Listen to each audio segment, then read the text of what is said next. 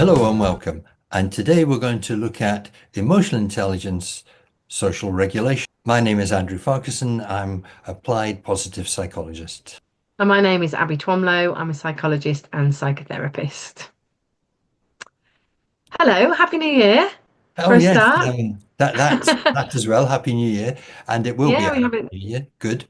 But yeah, we're talking about the social aspects of emotional intelligence today, aren't we? We've covered self-awareness, we've covered self-regulation. So if you are interested in those, please go back to our other previous podcasts. And this is kind of the next step along, isn't it? Because so far we've been thinking about ourselves and our own thoughts and our own emotions, and now we're looking at how that extends beyond us to the people around us, aren't we? Okay, so today we are talking about social awareness really and how that plays its part in terms of emotional intelligence, because we've looked at um self-awareness, we've looked at self-regulation, haven't we? If you haven't seen those and you're interested in those, please go back to our previous podcasts. They're there on Facebook and on YouTube. Um, but yeah, that's all about ourselves and our own thoughts and our own feelings, whereas social awareness now is moving forward as to how you can use those to benefit you and the people around you and how it impacts those and the people around you. Why is it important? I mean, why is social awareness important? Well, uh, if you want to create or maintain good relationships with other people, it's important. Um, Not just if you're in a work environment, but also in your personal life.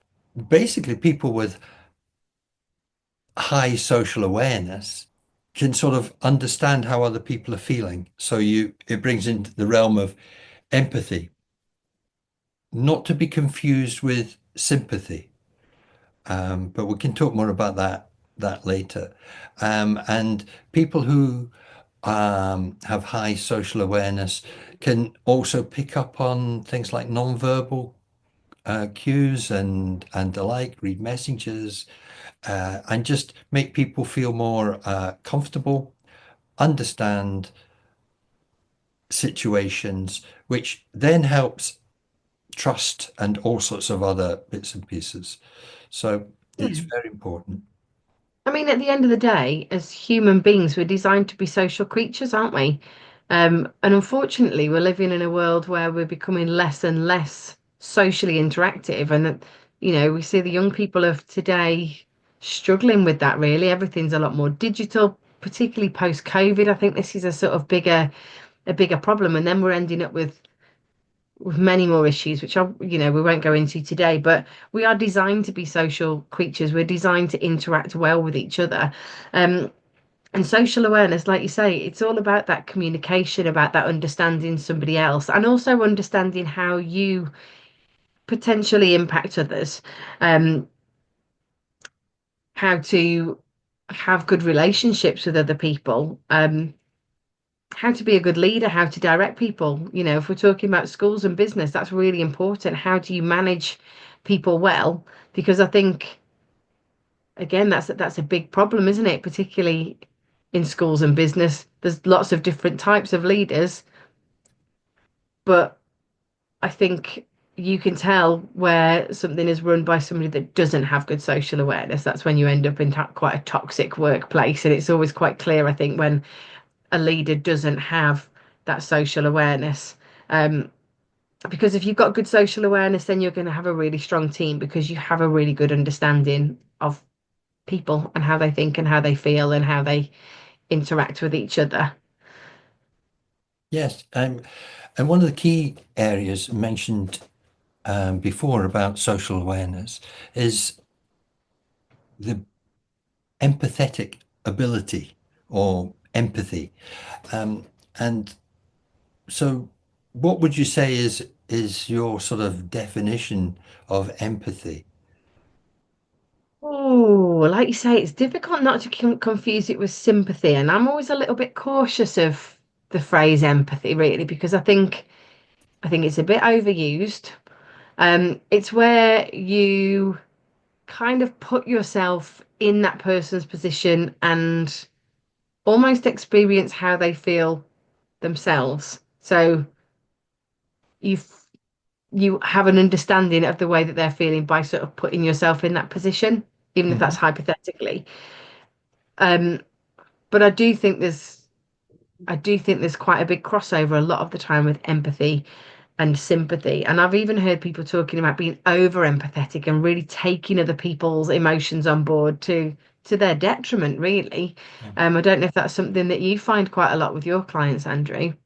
I think that you can be too empathetic, and many people are. There are times when I can be a bit like that myself, and as you say, it is detrimental to you because you sort of, in a sense, morph into that person's position, as opposed to understanding and then being able to help that person in some way, to hear and understand the sort of accurately the unspoken as well as the spoken thoughts and feelings of the person.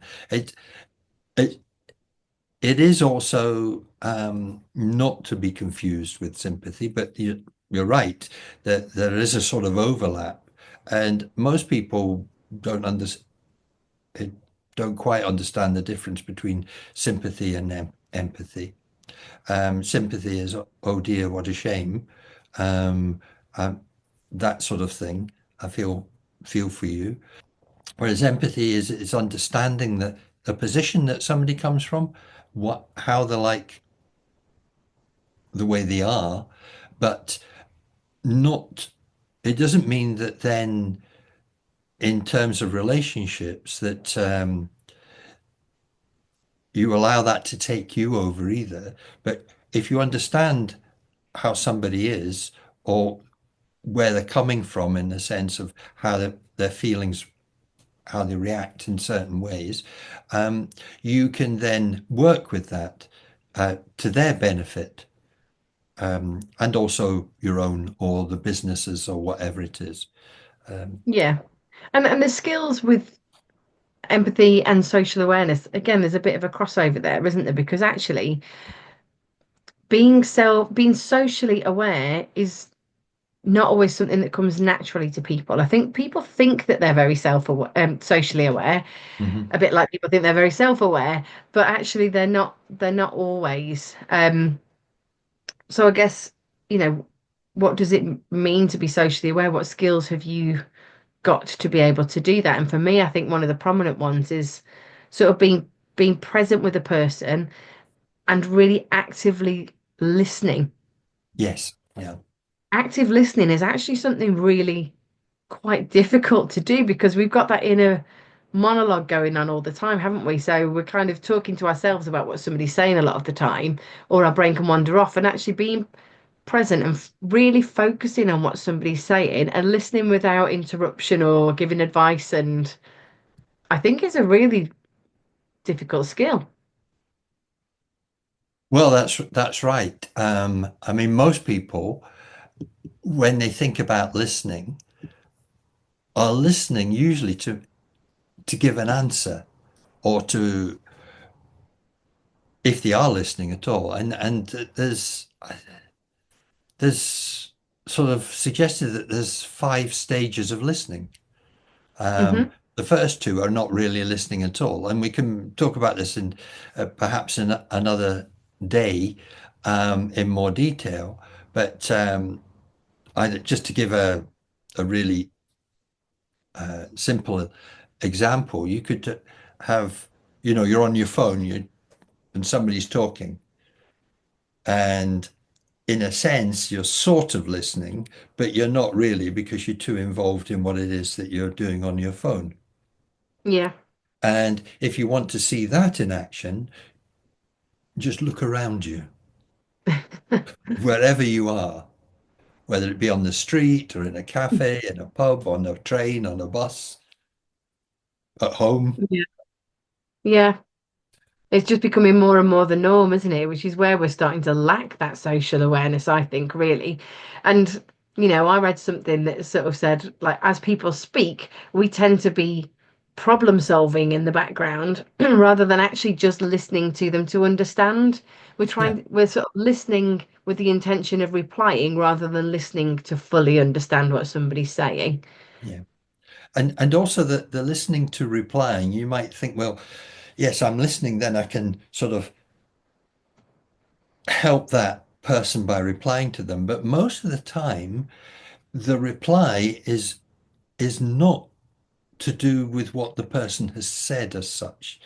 It's so we can jump in and give our our theory, our um, perception of how to make something better, or this is the way that I do it.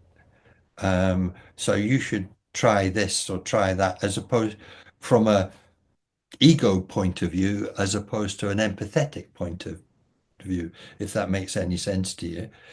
So it is, as you say, it's you can reply, but it's listening to what the person says, not only what they say, but understanding the sort of underlying parts of what they're saying. Um, And not just the listening as well. It's part of that social skills has been good at observing somebody else, isn't it? So observing and not just the words that they say, but their things like their body language, their facial expressions, their tone of voice, because actually all those give a really deep insight into a person, and people with high social awareness pick up on those cues yeah. um, naturally and automatically, I guess, or they're better at doing those. And sometimes what somebody is saying doesn't actually match what they're feeling or what they're really thinking. Yeah. The Um, two go hand in hand, and actually you can gain a lot, not from the words, but from the body language and the facial expressions and tone of voice as well. And I think that's something that you see quite a lot in children. You know, when children say something that they think they should say, but they don't really want. I see it with my 5-year-old all the time when our littlest one wants something and he's like, oh, okay, she can have it, fine.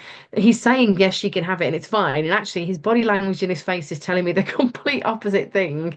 And that's a really clear cut one. But I think children do it quite a lot, don't they? Their voice and their body and face are saying different things. So if you're good at looking at the other cues as well as just the listening, then you kind of get that deeper social awareness. well, that's it, and that's sort of it. Thinking about this, the 5 levels of listening, and it's quite interesting. And as we've talked about these things, that this is a key area as well, along with empathy. Like we said, that most of us think we do listen, but we don't really. And just in case anybody's interested in what the 5 areas are of listening, the first one is ignoring when somebody else talks. We can maybe set ourselves up in a position, a body in a position to give an impression that we're uh, listening, but we're not listening at all. Refer back to being on the phone or something like that. Or we can pretend to listen and we're off thinking about something else, um, which we probably do quite a lot. And then you wonder what's going on, or you then sort of come back and somebody's saying, looking at you expectantly and thinking, well, what's the answer to the question I've just asked? That sort of thing. Selective listening. That means that in a sense, you're tuning in for key words or key phrases that otherwise you're off on your own thoughts, whatever they may be. And those 3 areas are together are passive listening. And that's probably the word passive is actually sounds more active than it really is, in terms of actually listening. And then we have of the more active type listening, where we're really starting to engage, um, what's known as attentive listening, leading on to empathetic. Attentive is taking it in and sort of processing it and so on. But then empathetic listening is really then we can sort of feel ourselves in that other person's shoes, to use that phrase. The attentive and the empathetic make a real difference because you know the phrase, oh, I think I've been heard, or something like that. Well, that's Yeah. when that happens. Yeah, And it helps get you to somewhere. respond better, doesn't it? That empathy and attentiveness then helps you to have a better response and deal with that person in a more effective way, because it might not necessarily be a way that you would want somebody to deal with you. But if you understand that person and you have that social awareness, you're more likely to deal with that person in a better, more positive way, aren't you? That's right. And it doesn't mean you fix things. You're not fixing things for them. You're just helping them. And the very fact that you participated in the conversation by just Mhm. listening is important. Yes, I've just remembered what it was that I was going to say before Go about on. listening. When I was working as a teacher, we had an inspection, and in Scotland, it's the HMI inspectors that come. There was a class that a colleague of mine was taking, and the inspector came out the class and then sort of gave a brief uh, view of things. It was saying it wasn't very complimentary about what was happening, and they were just sort of sitting there. They weren't doing anything. They weren't active in any way. And the teacher explained, well, they were listening, they were learning how to listen, they were doing active listening, and they were being really attentive. The next day, the inspector went back in the class and they had a recall session about everything that had happened. There was like sort of 100% total recall, and not only that, but understanding how it worked.